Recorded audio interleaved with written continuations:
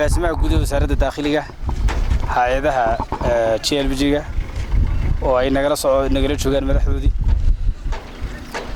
oo runtii maanta kormeer weyn iyo dhagax dhig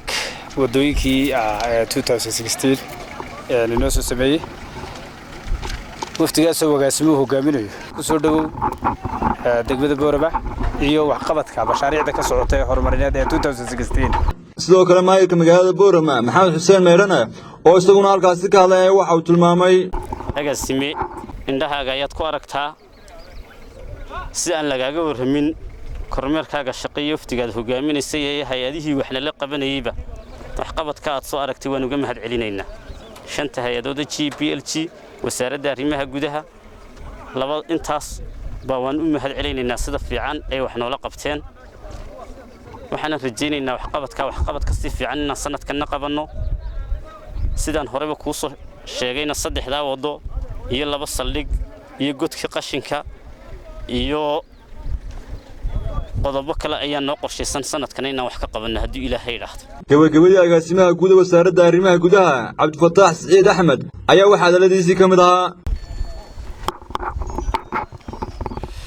بسم الله الرحمن الرحيم runtii waxa weey anaga saddex wado hore soo dhagax dhignay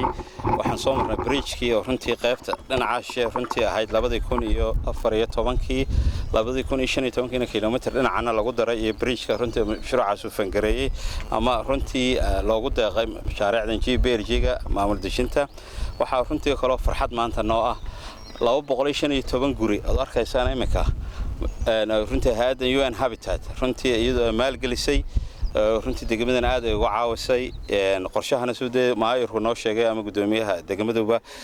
runtii waxa ugu jira saldhigyo halkii qashinka meelo badan oo runtii sanadkan 2016 waxaan runtii ku tala jirnaa haddii Ilaahay rasan hore buu sheegay inaan runtii ka caawino degmooyinka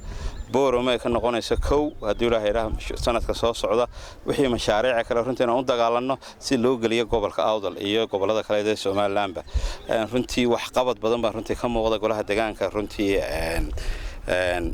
Boorama